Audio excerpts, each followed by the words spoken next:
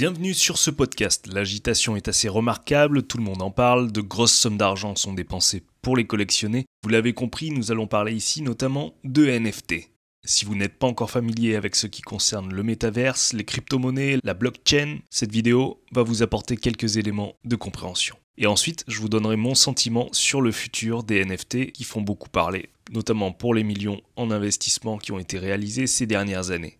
Je pense qu'il est très important que tout le monde prenne bien conscience qu'il y a actuellement des changements radicaux qui sont en train de se faire et qu'il faut y prendre part dès le début, sinon vous allez vous retrouver submergé par un monde qui vous paraîtra totalement étranger et incompréhensible.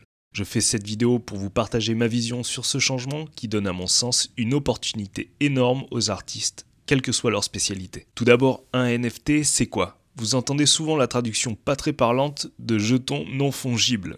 Un NFT, pour faire simple, ça va être l'équivalent d'un certificat que l'on pourrait faire chez un notaire pour certifier la propriété d'un bien. Les NFT les plus populaires sont des images qui peuvent s'échanger à plusieurs milliers de dollars.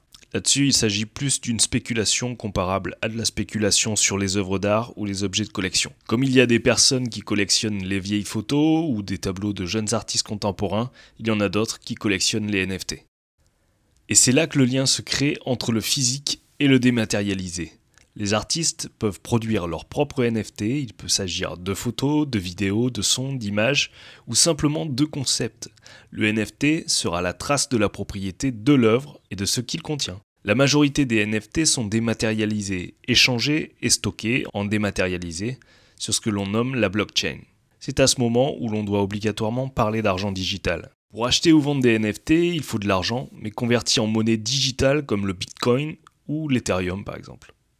Donc là, on passe en lien direct avec le métaverse. Le métaverse, c'est un monde virtuel, fictif, connecté à Internet, mais en lien avec le monde réel par différents biais. Le casque de réalité augmentée en est un. La société Meta, ex-Facebook, produit l'Oculus par exemple. Je précise que nous ne sommes pas dans la science-fiction, c'est bien l'actuel. C'est aussi la raison de cette vidéo. Plein d'informations passent et on ne sait pas comment ou quand se positionner. Généralement, il est trop tard pour se positionner lorsqu'une chose est reconnue et assise. Ça me fait penser au début de PayPal, beaucoup de gens croyaient à de l'arnaque et que ça n'allait pas durer. Puis aux banques en ligne, que beaucoup de monde encore néglige, alors qu'elles sont finalement les filiales de grosses banques physiques. Il y a quelques années, le Bitcoin était considéré comme une monnaie exclusivement réservée aux jeux vidéo, mais maintenant, elle est une monnaie reconnue comme monnaie officielle au Salvador, et son cours boursier a explosé. Les NFT, le métaverse et les nouvelles crypto-monnaies ne sont donc pas à sous-estimer. C'est mon conseil pour cette vidéo. Revenons-en aux NFT.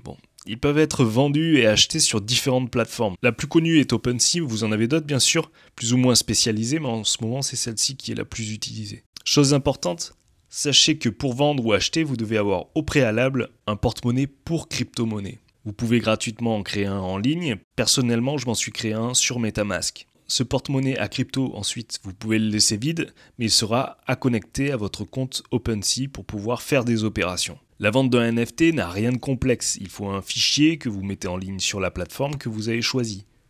Vous lui donnez ensuite un titre, une description et un prix.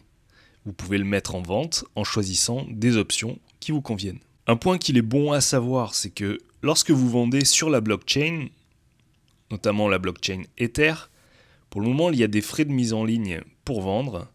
C'est ce qui est appelé les gas fees. Mais il y a aussi des frais de transaction retenus à la vente par le site OpenSea. Les gas fees peuvent être réduits ou de zéro en fonction de la blockchain que vous sélectionnerez. Sur le prix de base que vous fixerez, là-dessus, il faut être très attentif car au final, les gas fees peuvent être très nettement supérieurs à votre prix de vente, notamment en termes d'enchères. Si vous vendez un NFT au cours de 10 €, que le site vous prend 2,5% de commission sur la vente et que les gas fees sont autour de 150 €, vous allez vendre à perte, ce qui en soi n'est pas le but recherché a priori. Soyez donc attentifs là-dessus, car les frais demandés peuvent être énormes en fonction de la fluctuation du cours de la crypto-monnaie et de l'utilisation de la blockchain. Ensuite, vous pouvez aussi proposer vos NFT sur des blockchains beaucoup moins utilisées, mais alors là, les probabilités de vente seront beaucoup plus faibles. Voyez le métaverse comme une extension du monde réel, avec ses propres monnaies et ses propres objets, avec la possibilité de les utiliser ou de les convertir. Les NFT sont une part de ce système. Pour accéder au métaverse, un casque de réalité virtuelle est nécessaire. Déjà bien connu chez les gamers, le casque permet de s'immerger de manière sonore et visuelle dans un environnement qui qui peut être totalement virtuel ou bien connecté à la réalité. Dans ce cas, on parle de réalité augmentée. Nous n'en sommes qu'au début. Je vous proposerai d'explorer le métaverse dans une vidéo dédiée à ce sujet, lorsqu'il sera développé un petit peu plus sur les prochains casques d'Apple, de Meta ou encore de Tesla.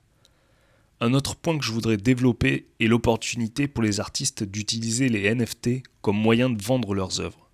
Les NFT peuvent être des œuvres d'art à part entière, c'est-à-dire que vous pouvez très bien faire une œuvre et la vendre sous la forme d'un NFT. Je pense notamment aux artistes qui ont fait des œuvres éphémères, digitales, visuelles ou sonores, et qui ne gardent pas de forme physique de leurs œuvres. Le NFT est parfaitement adapté. Un artiste land art, par exemple, pourra, de ce fait, vendre directement et facilement une photo ou une vidéo de son travail, en assurant le suivi et l'authenticité de son œuvre. Concernant la protection des droits de propriété intellectuelle de l'œuvre, nous aurons aussi la possibilité d'un suivi, mais il faut qu'à la base l'œuvre soit originale. Car il est bien facile de copier-coller des images prises sur Internet sans rencontrer de soucis. Nous sommes sur l'ouverture d'un nouvel espace d'expression et d'apprentissage. C'est pour cela que je vous invite à la découverte et de toujours rester attentif à ce qui se passe autour de vous. Prenez part à l'évolution, soyez curieux et créatifs, c'est le moment. C'était Marc, on se retrouve bientôt dans un autre épisode.